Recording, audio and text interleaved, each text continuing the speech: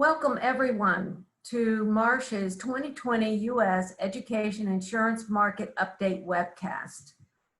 We welcome you to today's webcast. I am Jean Demchak. I am the leader of the Education and Public Entity Practice for Marsh. We are proud to be able to offer this interim market update.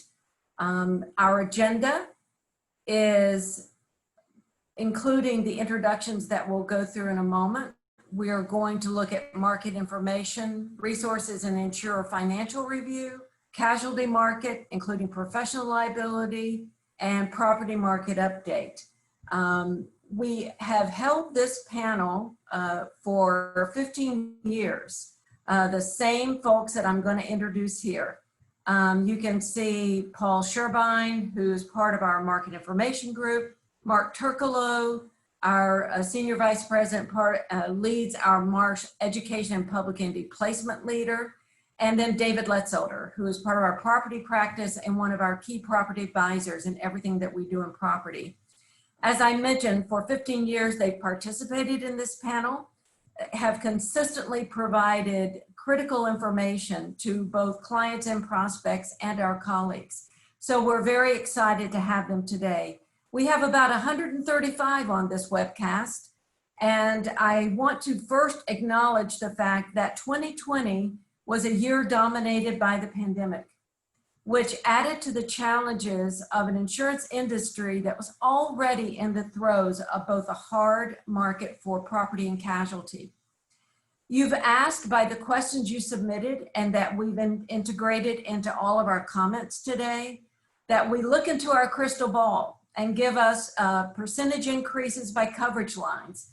So I don't know if a year ago today, we could have looked into our crystal ball and seen a pandemic the size and scope of what we've seen today, this year, and are still going through. But we have looked into all of the trends that we're seeing so that our content today will provide an interim market update with those trends on both coverage and pricing of risk. So let me begin by introducing and turning this over to Paul Scherbine. As I mentioned a moment ago, the questions and answers button is there so that you can submit your questions to the panel. We have integrated many of those into our content. And if the question isn't answered today, we will come back to you. So Paul, I'll turn the phone over to you. Thanks, Jean. It's good talking to everybody again from Cape May, New Jersey, usually New York City, so different location, but same discussion. So let's talk about what we're seeing so far in 2020 in the United States. I think I want to preface this by saying that this obviously is going to evolve, and results we see today as far as how they've done in 2020 may not necessarily occur going forward, where there's a lot of fast-moving numbers. An example would be on Tuesday, the United Kingdom regulatory body ruled in favor of policyholders on BI coverage for some smaller policyholders, which resulted in Hiscox, increasing their COVID losses by $100 million based on that one trial they had. The good news on that as far as policyholders is there are coverage for, and these are smaller entities. The second point is from a solvency perspective, Fitch came out right after and said, despite the fact that this was disappointing to insurers, it's really not a rating event. And I want to preface this, and I go through a little later, that we haven't seen any rating changes on insurers due to COVID. It's been other reasons, but it's still early, so it's going to be something we're going to have to watch. But looking at 6-month results, you would expect a combined ratio a lot higher than 97.6, so they're still profitable from an underwriting perspective. Along the lines is, we're also seeing a 2.9 increase in net premiums to about 317 billion. We have to keep in mind that's going to be muted by the fact that there was a downtick in a lot of commercial insurance and personal insurance on homeowners and automobile that wasn't necessarily bought up, but this is showing that the rate increases, and personally I would expect this to continue to increase quarter by quarter, especially what we're seeing in the reinsurance marketplace as far as hardening. Again, an underwriting gain in a difficult environment is impressive, even if it's down, about $200 million.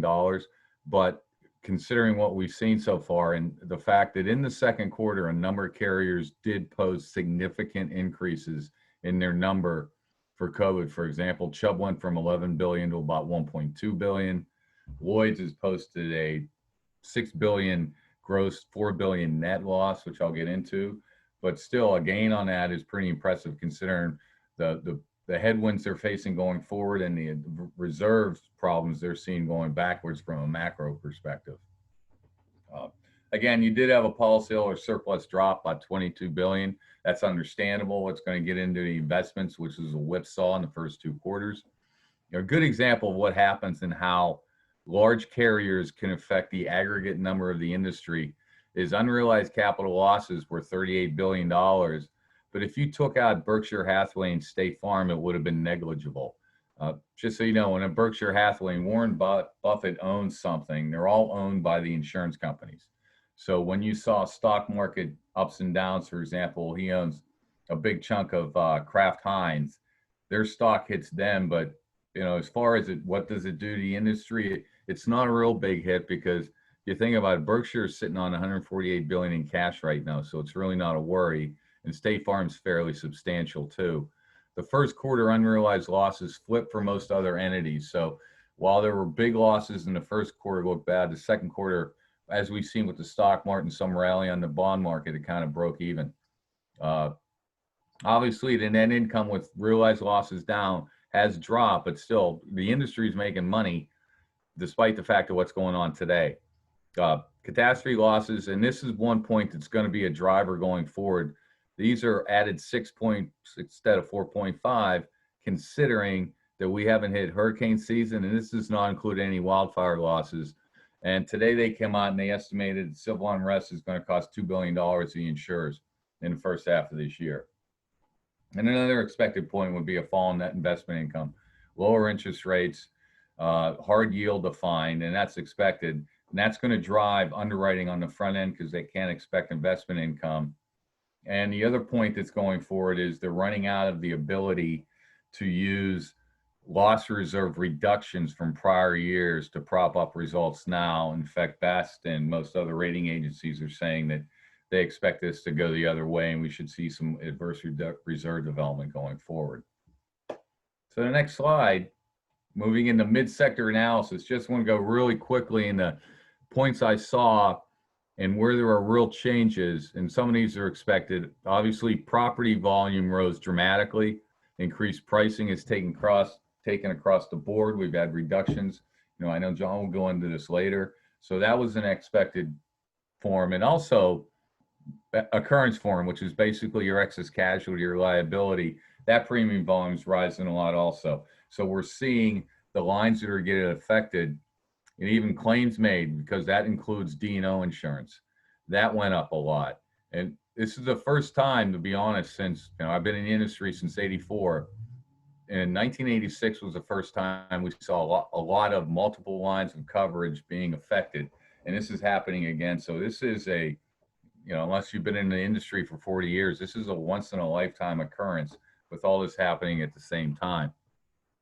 The other lines are pretty much flat growth increases, and they're offset by reductions related to COVID policyholders reducing buying, and there are also some expense issues they're dealing with there.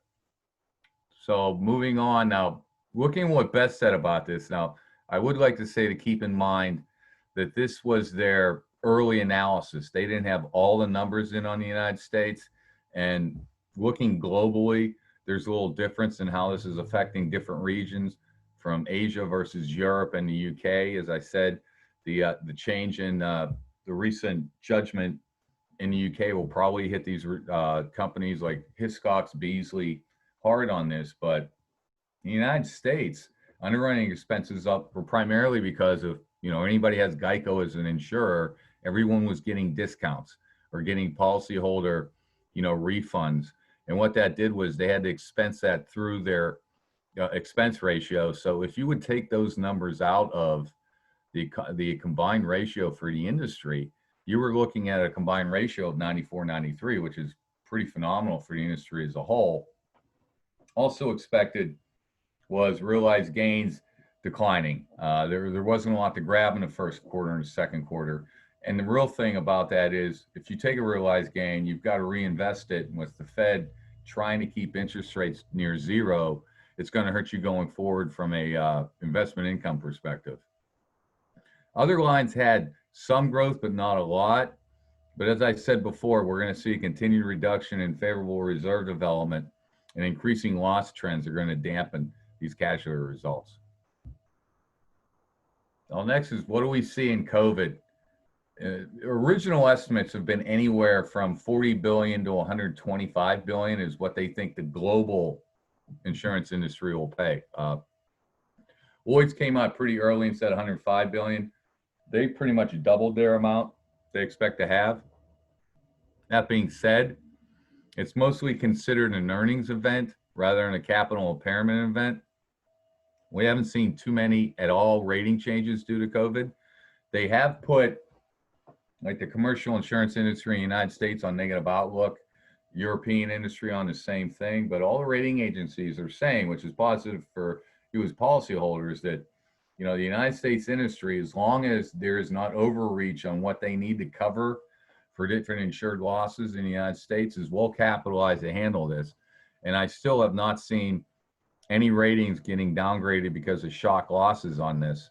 And I think it's very positive that, you're looking at a well-capitalized industry in the United States that's going to be able to handle this. And this is not a short-term deal. These losses will continue to increase, quarter by quarter as different occurrences have, and as they get a good feel for it. Talking with some of our placement colleagues and claims colleagues is while they're putting up a lot of money for losses, and we do have an exhibit, a COVID exhibit of everyone's losses that they've reported globally, and be glad to send that to you. It's also on our client portal that, 28 billion in estimated losses, and there haven't been a lot, if any, payouts.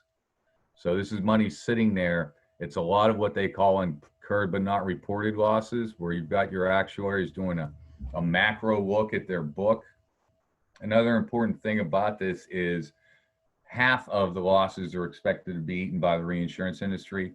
So when we're looking at losses reported, a lot of the retail carriers in the United States, numbers aren't that high. Hartford's in the 300s. Chubb is bigger because they have reinsurance. AIG's is still under $1 billion. They're not seeing the hits. And then the question is, how big of losses will they continue to see going forward in this? But the key is the reinsurance marketplace, and I can tell you it's changing dramatically.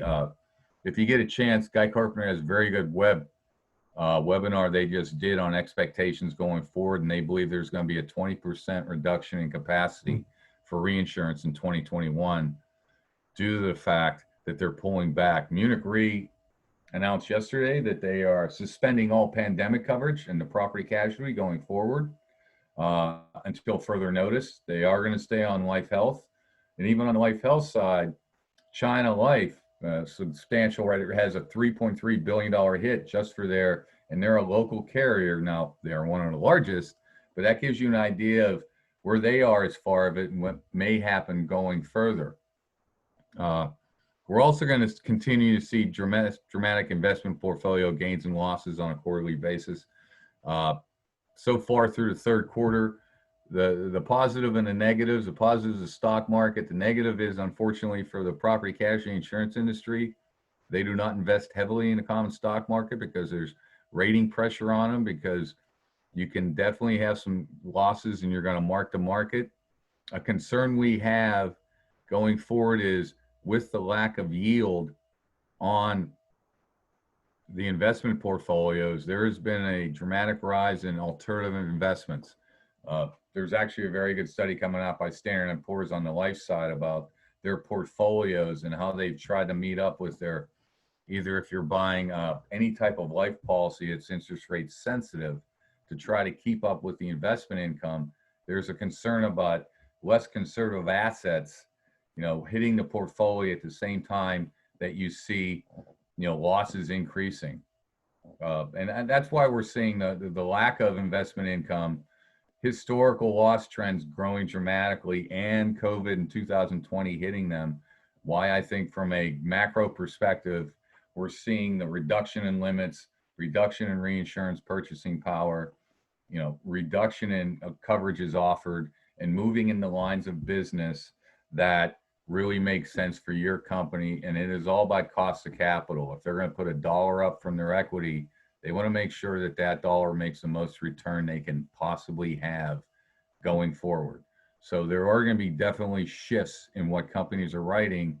And I think a negative going forward, while there has been 20 billion in new capital put in the industry since we've seen this, it isn't nearly the size it was, say, after 9/11 or Katrina. So it's a lot of money relative to that, but as far as filling capacity holes, it's problematic. And with that, I'll turn it over to Mark. Great, thanks, Paul. Yeah, so this is a good intro, obviously, into the casualty segment. And I just want to back up. I always start by just defining that we have many education segments here, which are all represented, but focusing obviously on colleges, universities, both public, private, doctoral research institutions, and consortia programs that we have quite a few of. Also primary and secondary, public K through 12 school districts and independent schools, and other educational institutions for-profit, charter schools, vocational schools, social services, technical schools, which are all changing as the market continues and the industry continues to change. So for the next slide, there's I think a lot of words that have been used to describe this market. Some I can't repeat, but obviously it's really been a perfect storm. A lot of things that have come together, very bad timing, as it always is. And it's a number of things that have happened. So the reduced capacity and increased rates and premiums, restriction in coverage, it's really coming in from all sides. And of course, I think the losses that are growing, not only in frequency, but in severity. And that's what's really driving a lot of the concern, especially in the excess marketplace. And of course, the impact of nuclear verdicts and social inflation, which we'll talk about. But this all leads to much more conservative underwriting and a multitude really of questions that are coming in from underwriters. And not only from just a risk or a renewal, but really asking themselves, what does this mean to them in their bottom line? And that's what's causing a lot of stir, a lot of, further discussion within senior management as well. But, so terms and conditions are really controlled at a much higher level. And because management is overseeing what is going on underneath them. There's a lot of press, unfortunately, about education and campuses reopening and COVID and how the pandemic is being handled. So they are pushing down on the underwriters to see what are they doing about this risk? How are they re-underwriting it? So as I said, the lead umbrella really, and educators legal, is really being hit the hardest market, no doubt about it. Excess capacity has seen dramatic cuts with carriers exiting the business and the market, and they continue to do so. And of course, with that becomes diminishing coverage with athletic participants, traumatic brain injury, sexual molestation and abuse, student discrimination, and law enforcement. Really kind of, again, all are coming together because of severity. And even Department of Energy and Oversight combining, trying to increase, cost of education and the student debt remains really just a critical issue. So it's all coming together, all really at the same time. COVID on the other slide, obviously, it's a huge issue, as Paul mentioned earlier. All carriers are very concerned about this. A lot of exclusions are out there. It's really communicable disease wording that is being used. A lot of those endorsements have already been filed in the past, so many markets are using them. We are concerned about that because they are very broad in scope and maybe not intended to be as broad. Foodborne illness. I mean, there's so many other, exposures that really have not been increased from the COVID-19 specific pandemic cover. And I think some of the wording needs to be really focused in on that, on that exposure, not being as broad. So obviously the impact is tremendous from a financial perspective, layoffs, furloughs, and so many underwriters are concerned with reduction in force going forward. What does that mean with, of course, additional claims coming in from discrimination, reverse discrimination type of claims that definitely are in the marketplace. So for the next slide, again, the current trends really are expected to continue to grow and grow in 2021. So we're looking very closely at really the insurability of sexual abuse, traumatic brain injury, and law enforcement. Really, those are the three areas of mostly of concern, simply because, again, it's not just the frequency, but it's mostly severity. And of course, there's so much uncertainty with the long tail in this business that, again, inconsistency and uncertainty, of course, leads to a very conservative approach. And because of nuclear verdicts, all of the things listed here, sports injuries, student assault, fan violence, excessive use of force, drowning, suicides, they've been there, they're going to continue to be there. Yes, we are taking a little bit of a great pause, as some people are calling this. That campus has been diminished and reduced as far as exposure goes today, but of course that exposure still continues and hopefully will increase as we're trying to get these campuses back, to full speed again. But even reviver statutes are being passed in the majority of states, eradicating the statute of limitations. And what does that mean? Before, when you had a limit of when you can actually file a claim, and usually, again, they're large, and now you don't have that limit, people are going back. And what does that mean? Again, it's uncertainty, and that uncertainty breeds to, being conservative. Of course, we have the PREA Act of 2020 that's still being worked on. And of course, the big question is the impact of reopening campuses.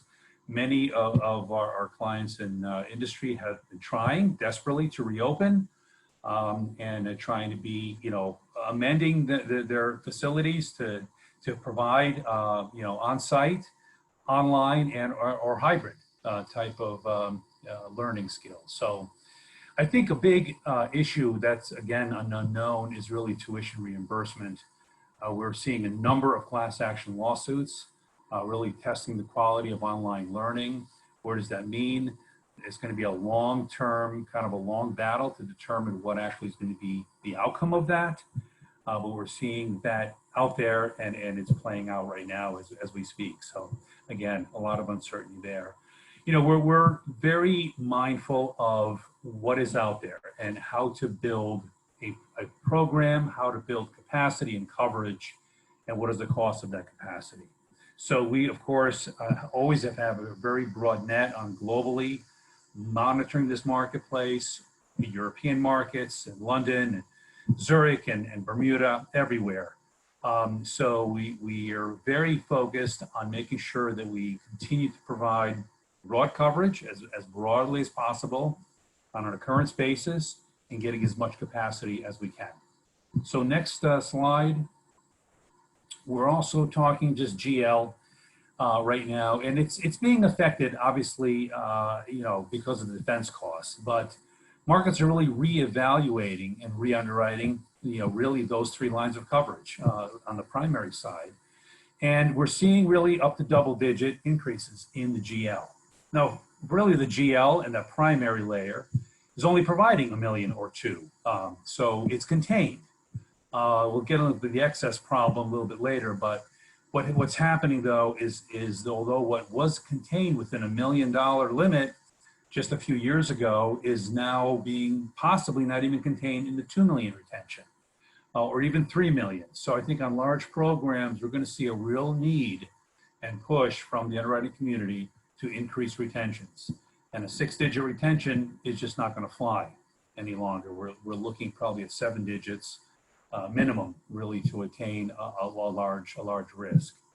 And again, of course, incumbent carriers are still more willing to remain on renewals. We're working very closely with all underwriters, United Educators included, but all underwriters. They want to write the business. They want to maintain the relationships. They know the need that coverage needs to be broad, and they want to maintain that coverage, for our clients. But they're saying that may come at a cost, and that may come at reduced coverage.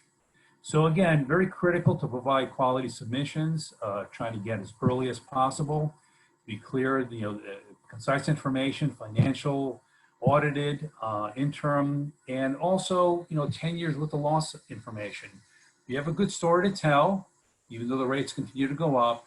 You have good experience and good exposure and consistently managing those claims, the losses or the increases, I should say, should be minimalized. Next slide. So excess liability, here's really the biggest problem. The cost of capacity, as we said earlier, is increasing dramatically. Double digit, literally 40+%, 30 to 50. You want to put ranges in there. We'll show you some trends that we're seeing. But, July 1 experienced some major significant increases. And carriers that were willing to put up 50 million excess, even ventilation now isn't really working. They're saying we're probably not going to be able to put up more than 25. And even that may become even a bigger problem as treaties come up for renewal this January and beyond. We're monitoring that very closely. But we definitely believe that those limits may be reduced going forward. And even on the carriers that are providing lower limits and lower attachment points over even a larger SIR, self-insured retention, are cutting back their capacity.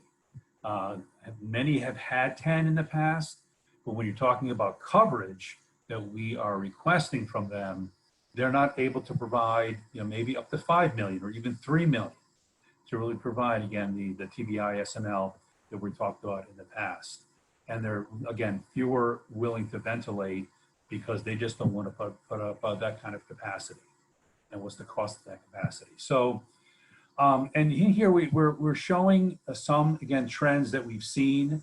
And depending on the size and the total limits purchased, almost across the board, from the smaller accounts that are buying 25 million to clients buying more than 15 million or certainly larger, 150 million.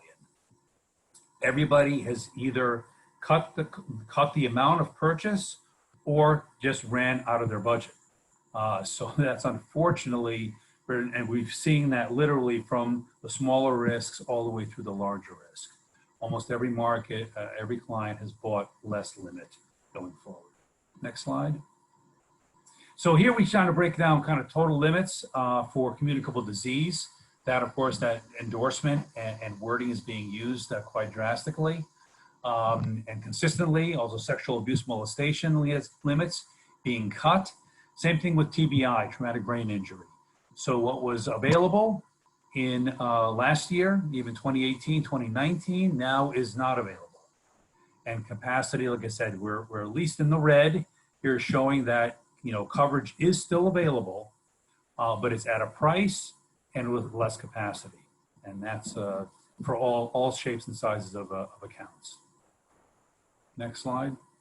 So here, affecting, we talk about active shooter, clinics, opioid epidemic and overdose, crisis response. Triggers different from different carriers, number of days to report are different. But the coronavirus outbreak, this pandemic that we're in the middle of, has really jolted everyone. And I think coupled with the reviver statutes and jury award increases, the media, inflation, I think almost every day, if not every single week, we're seeing news flashes of claims that are being settled and being paid that are 8 digits, almost on a daily basis. So, that has to be somehow rewritten, re-underwritten. And of course, third-party litigation. There's a lot of funding that's going on right now, investing in plaintiffs and lawsuits for trials. So, again, encouraging, the longer tail and encouraging defense costs to go up substantially. And of course, the molestation questionnaires are out there by almost every market now that are either forcing exclusions or limitation with endorsements. Next slide. So traumatic brain injury, warranty applications. So what is the future? I know we get questioned all the time about where is going to be the future of this.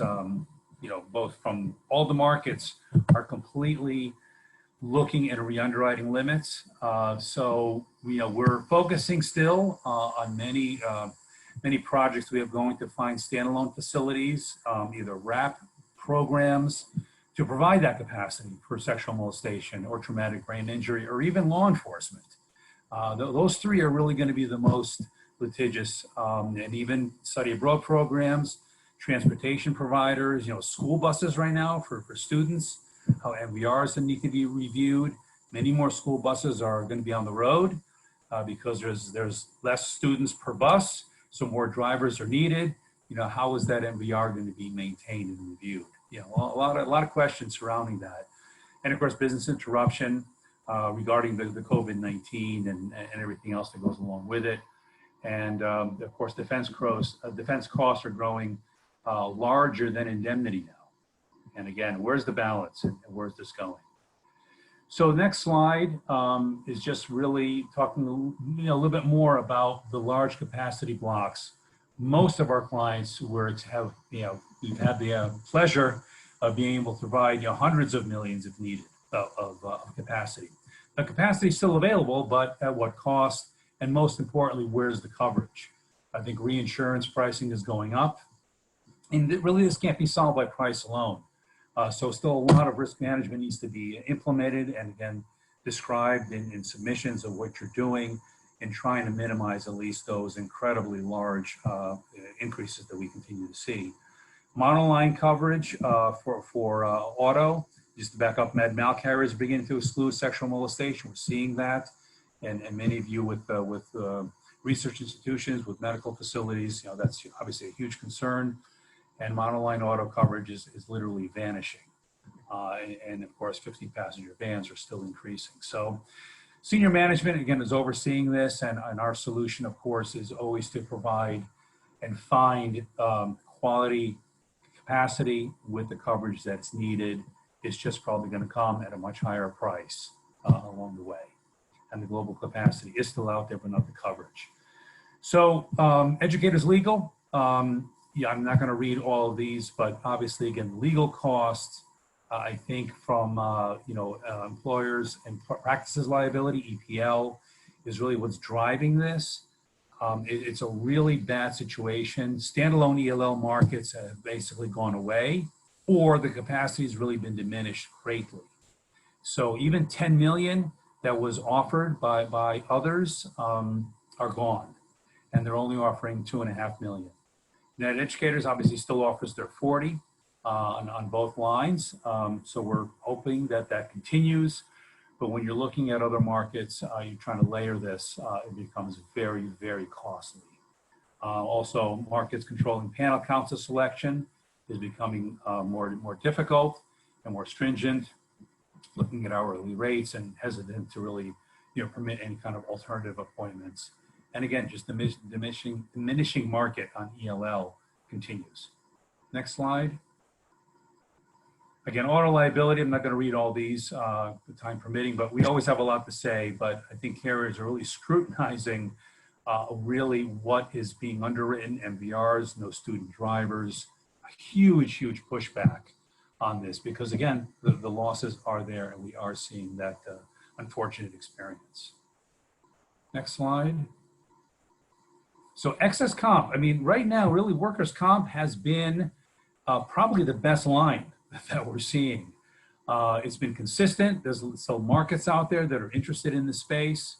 Obviously the pandemic and COVID-19, communicable disease coverage, the same communicable disease endorsements are out there. All markets are providing different coverages.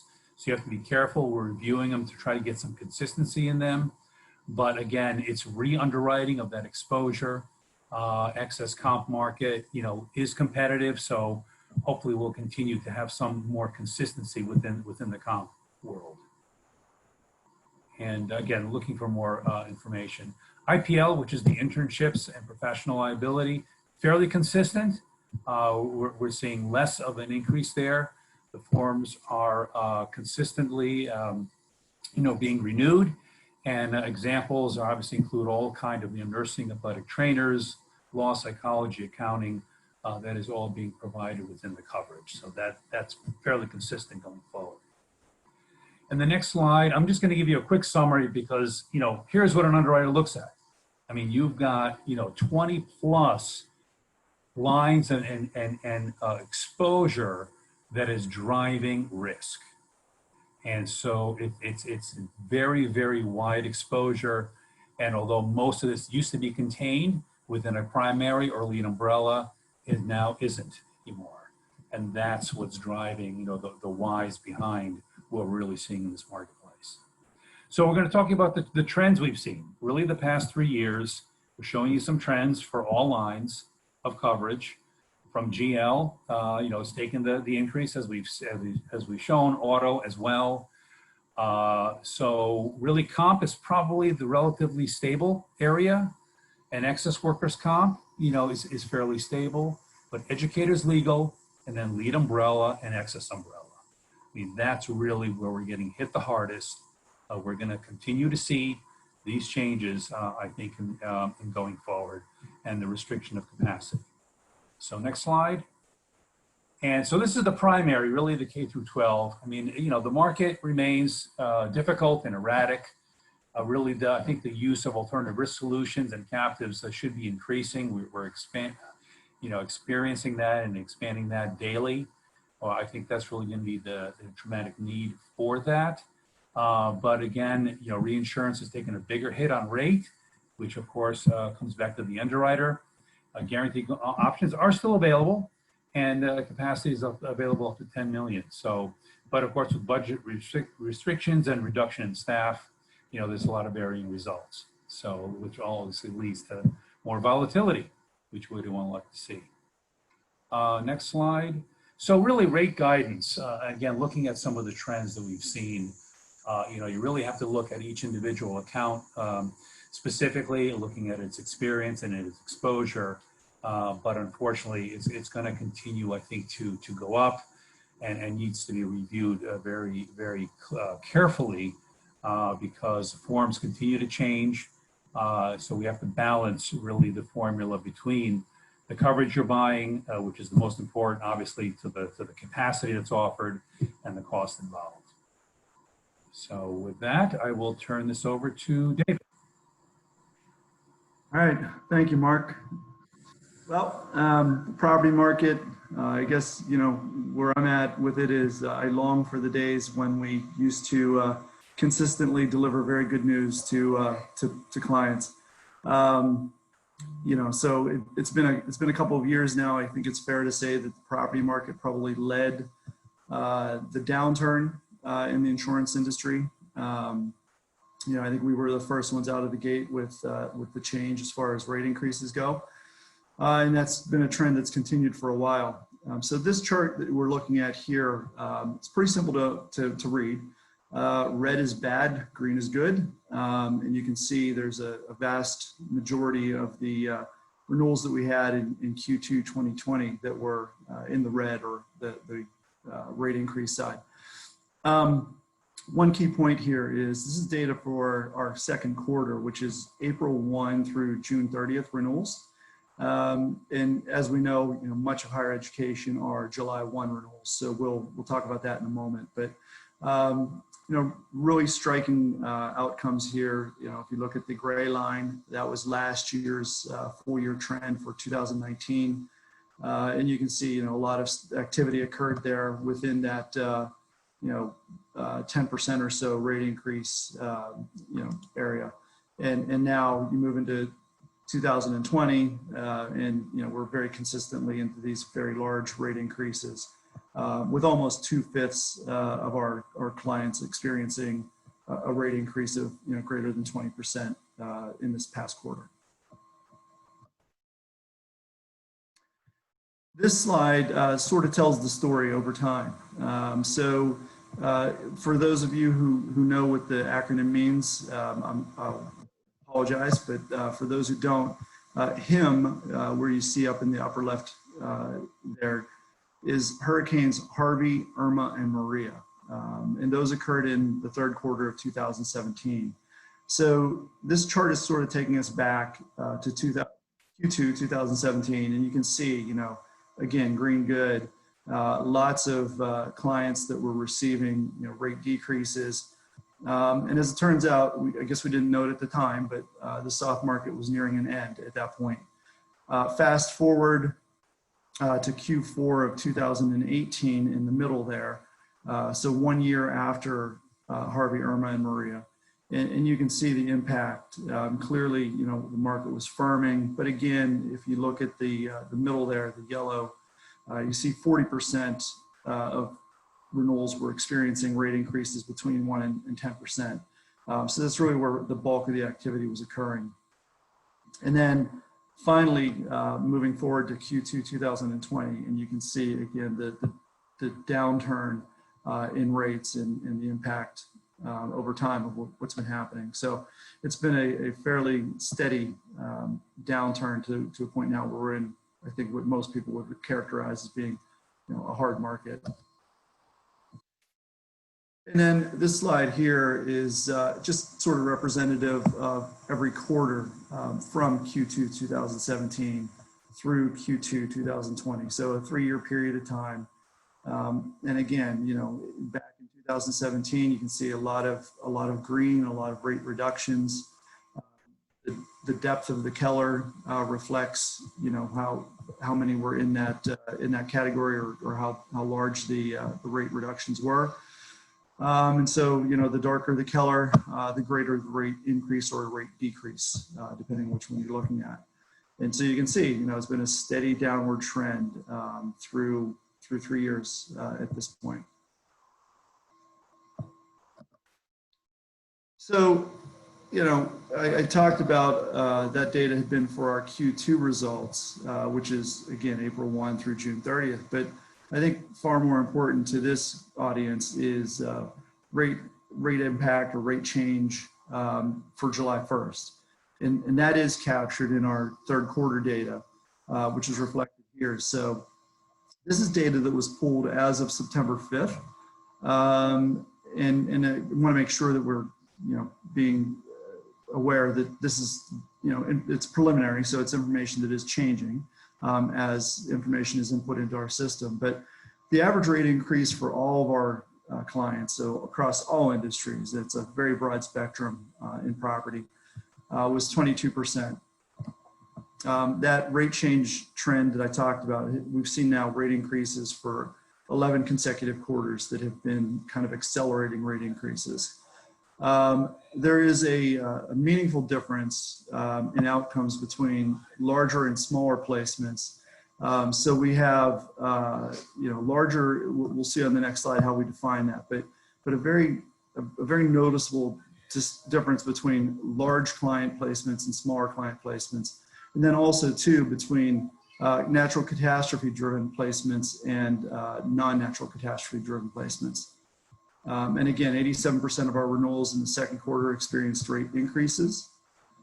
But more specific to the education industry, if we look across, you know, kind of large and small, natural catastrophe exposed and non-natural catastrophe exposed, colleges and universities and K through 12 institutions, what we see is that the average rate change for Q3 preliminary is 25%. So pretty meaningful. One thing that is very clear is that K through 12 is generally faring better than higher education. And I think that's, you'll see in the next slide, that's reflective on, you know, kind of the size, if you will. And then another key point is, you know, what clients are doing about this. We have seen that, you know, the last 2 years, about 1 out of every 5 each year have increased their deductibles. So this slide breaks it down into larger programs and smaller programs. So on this slide, we're defining larger programs as, on the left-hand side, as those that have insured values greater than $1 billion, and smaller programs being under $1 billion. And then we show here education on the left-hand side, and then all industries on the right-hand side, as well as the average and the median. So the averages are in dark and the medians are in the lighter blue. Now, one of the things that's important to consider here, so the median obviously is the 50th percentile, but the averages can be a little bit misleading at times because, you know, if you have a very large increase, maybe it's, you know, 70, 80%, 90%, it can have a very different impact on the overall numbers and a very kind of skewed impact on the overall numbers. But what we see here is that education clients relative to all industries fared a little bit more poorly, I suppose, in Q3, with a 29% average rate increase versus a 25% average rate increase for all industries. So I think a little bit of that is some catch up, quite honestly, where maybe last year the results for education were a little bit better than perhaps many other industries that we see out there. For smaller programs, and this is where we see the dichotomy, 16% rate increase on average for education clients, 20% rate increase for all industries. So if you look, on the far left-hand side, you see 29% rate increase for large education clients, but only a 16% rate increase for smaller education clients. And the reason for that really is that those large programs typically require multiple insurers to put them together. Whereas those smaller placements, we can do those with one insurance company. And there's a lot more competition in that sense to be able to do that. Travelers is an example of a market that's very good with that and has done, I think, probably a pretty good job in terms of holding the rate decreases to be a little bit below what maybe what some of the medians are. Another key consideration here is kind of the cumulative trend. So it's not shown on the slide here, but I'll tell you the data. For our larger clients, again, in all industries, over the last 2 years, if you add up the rate increases, it's a 49% overall rate increase, as opposed to for smaller insured, smaller clients, a 34% cumulative rate increase. So it's a 15-point differential between the two, which again really speaks to that delta between larger and smaller. And then for our education clients, just overall, what we've seen over the last 2 years is about a 31% rate increase cumulatively. And then this slide here, we're showing, kind of breaking it down a little bit further for you, showing the average and the median for all industries, but then more importantly, K-12 in the light blue, and then colleges and universities in the dark blue. And so here again, you can see that difference between the K-12s and the college and universities. On average, 6% difference between the two in terms of rate increases in Q3. And then when you get into the median, even a more striking difference, 13% for K-12 versus a 24% rate increase for colleges and universities. In terms of the market itself, on the next slide, just to talk about losses some. So it's been a big driver of this change. You saw it back with the information about Hurricanes Harvey, Irma, and Maria. And now what we see here is, before Hurricane Laura, global property losses year to date, so the first half, were $26 billion, and that excludes any COVID-19 losses. It's important to note that typically the first half of the year for property is a better outcome than the second half in terms of losses. And the reason for that is because of the preponderance of hurricane activity in the second half of the year. Generally, we get some very large losses with that, and Hurricane Laura is no exception. Right now, the estimate is $8 to $12 billion from CoreLogic for Hurricane Laura, and of course, we also just had the situation with Hurricane Sally, and I've seen already kind of preliminary estimates of $4 to $8 billion for that. Kind of specific to some of the loss drivers, severe convective storm. Somewhat of a newer one, civil unrest, flooding, severe weather. We also have, of course, wildfires going on again this year. So really the third year in a row of pretty meaningful wildfire activity that's been occurring. The last 4 years, the loss activity, you can see from this chart, has really been ramping up from kind of what we saw the previous 5 years. And so again, sort of speaking to that change in the market or that shift in the market during that time. On the next slide, what we see is that losses for 2020 appear to be set to exceed $100 billion for only really the fourth time in history for the property market. So 2017, we had the HIM events. 2011, there were a number of very large catastrophe events, including the Tohoku earthquake in Japan and flooding in Thailand. And then in 2005, of course, we had the three sisters hurricanes, Katrina, Wilma, and Rita.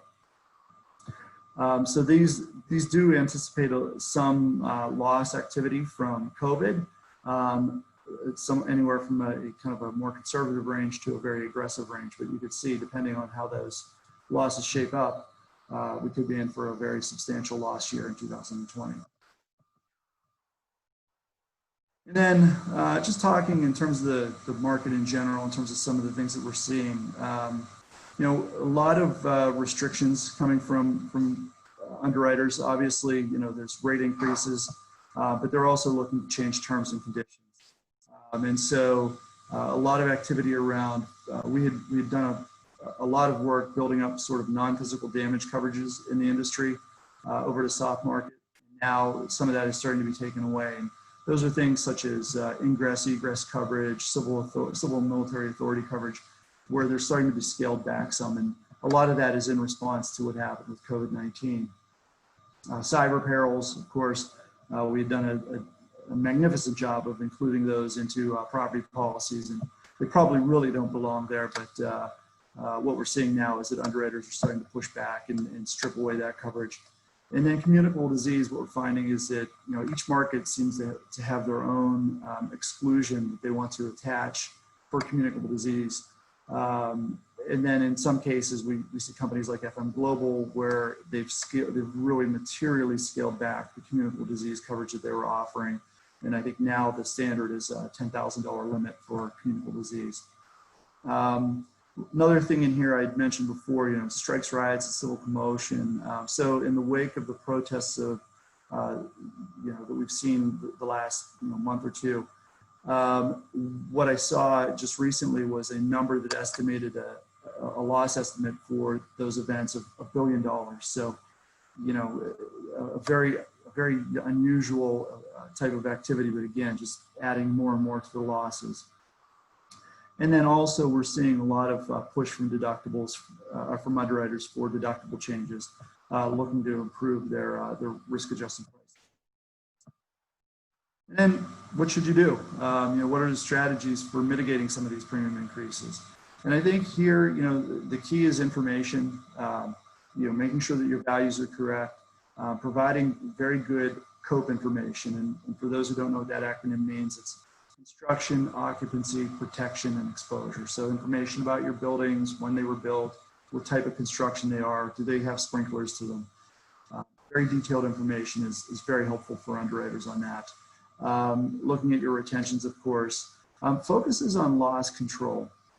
So some really key points here. Making sure that if you have recommendations, loss control recommendations from insurers that do not involve capital expenditures, you want to make sure that you close out those recommendations to the maximum extent possible. Underwriters are really looking at that to make sure that there's a focus on loss control. If you have a timeline for CapEx expenditures, share that with your underwriters. And then lastly, make sure that you have responses to all those loss control recommendations. That's the least that you can do, is at least respond, even if you can't close them out or commit money to them. Risk management protocols, contractor management, for example, this is an area where we've seen some very significant losses in higher education. And in terms of future considerations, I think obviously it's very difficult to say what 2021 holds. I will say that we've seen some slight positive developments over the last month or so. For example, we've seen some situations where some incumbent markets on a program, when they learned that they might be losing their renewal due to competition, were walked back some of the terms that they had presented. Also, we saw some situations where companies that had previously effectively told us that they were done writing new business for the year in the second quarter have come back and actually are looking again at writing new business. A lot of cases, that's what they're looking for is the best in class, if you will. And we're starting to see some new capital coming into the markets as well. Convex and Fidelis came into the market earlier this year. There's a new company in Bermuda that will start writing at the end of this month called Alcor. So we are seeing some positive signs. How that comes to play for next year, I think in large part will depend on what happens with this fall's hurricane season. If we're done and we don't have any more significant losses beyond Sally and Laura, then probably we won't see too material of an increase next year. If we have some sort of a bad hurricane or two that pops up between now and the end of the year, things could be a little bit different. So with that, I will pass it back to Jean. Thank you, David. Thank you, panelists, for such good information. I really appreciate the content, and I know this will be helpful to those that are participating today. We have about 3 minutes to 3 or 4 minutes to look at some questions that have been submitted, if I may, and I'll just mention at the beginning right now that the replay and slides will be posted for those of you that did participate. Paul, I think this is really coming your way. You talked early on about the property and casualty industry is booking billions of losses for COVID. And one thought is our higher ed clients aren't seeing COVID claims yet and have only collected a small amount in the communicable disease section of the FM form, FM Global. So where are the losses coming from? What lines of coverages are included? And you did reference the exhibit that we track for sure. So if you could share a little bit of insight on that. Sure. I'm not saying the insurance companies are being squirrely about where they're putting their reserves, but they're not the most forthcoming on this, so to speak. Most have mentioned event cancellation. The travel industry, they're looking at, luxury ships hanging off the coast of California for a month. So it's more in that area, but as far as trade credit is a concern, surety also, and political risk.